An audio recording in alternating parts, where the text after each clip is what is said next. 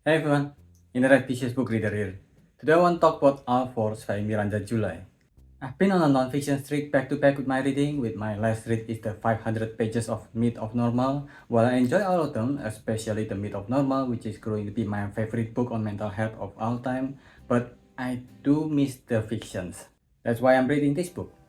The story introduces us to a woman at her 40s who is unhappy with her life. She lives as if she and her husband was diplomats who live at the same house, and she is so in denial with her unhappiness that she projected it to every relationship that she sees outside of her marriage. There is no way that Cassie or Jody or Mel is actually still in love with their partners, despite what they've shown in public. Her neighbor Brian is a middle-aged FBI agent who makes sure that whole neighbors know that he's an FBI agent, not by talking to them, but by wearing his FBI vest every chance he got, including watering his front yard.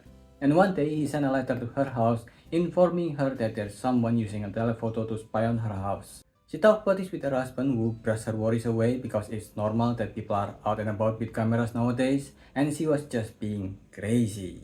But after 2 days of mostly being bored, she decided to go talk to Brian. But Brian is the kind of neighbor who send letters instead of, talk to them like a normal person.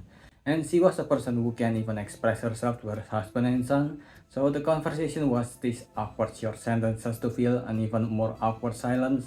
But she did get the plate number from the person spying on her house at least. She is slightly worried of this because she does have a tiny bit of fame since she made copyrighted tagline or jargons that advertising sometimes pick up and paid for, and recently, for some inexplicable reason, she even got recruited by a pop singer named Arkanda who is beloved by the current girly pop generation to help with her current album release. The recruitment almost go nowhere after months of silence, but they finally set a date and place for the big meeting. But before that, she decided to visit New York. She was encouraged by her friends and families to take the chance to go on a road trip there. A road trip by herself without her husband and son. She even planned to go 2 or 3 weeks earlier than the scheduled meeting just in case if anything went wrong with the trip. This would be one of the first time in her life after marriage and a kid that she can be herself. Usually she stuck playing this role that is out of her control, and the only place she can be herself and talk about sex openly is with her friend Jordi, who she visited every week until late at night like she was a kid refusing to go back home when she visited her friend's house. Her husband helped make her a 6-day route that she can get through, including visiting Las Vegas for a bit during the first day. With back and forth and rest, finally the plan went into a 2.5 week trip for her. On her first day of the trip, after 30 minutes of driving, she arrived at a small town called Monrovia. There, she decided that she might as well top her fuel for the long drive. She met a local at the gas station who she met again when she went to the nearby diner. And after chatting with him for a bit and finding out his name, Davey, she left the diner and decided to stay at the motel to live there.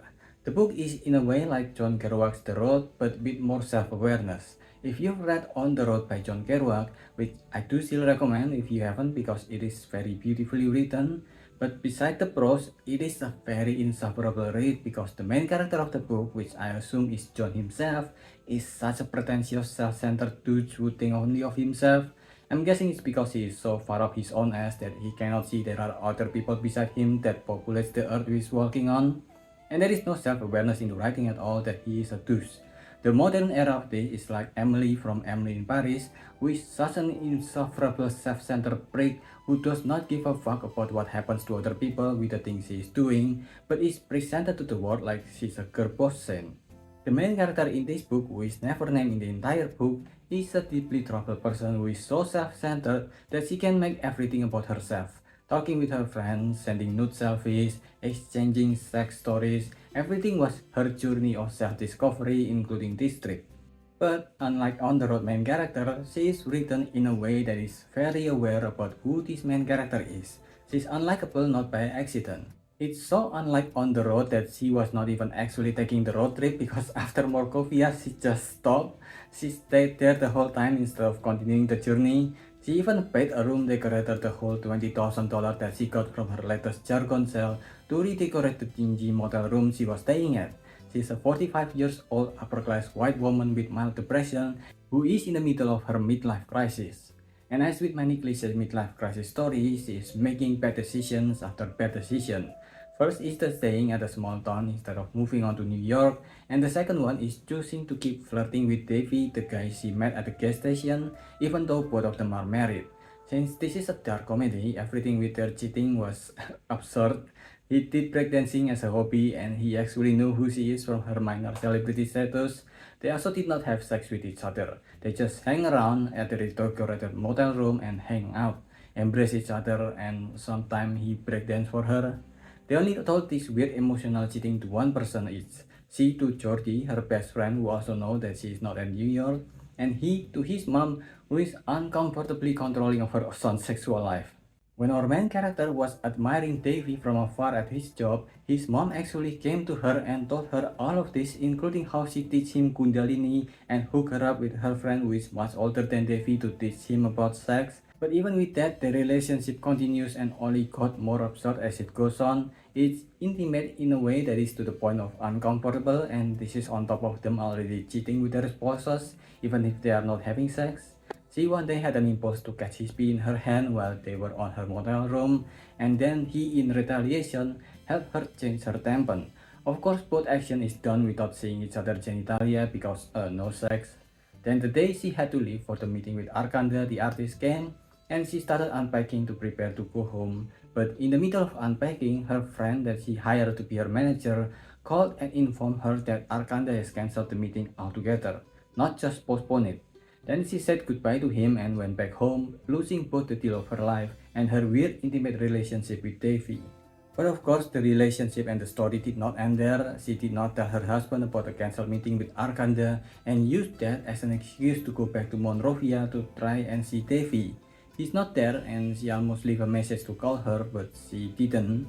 Instead, he's the one that first contacted her by sending a video of her interpretive dance of missing her.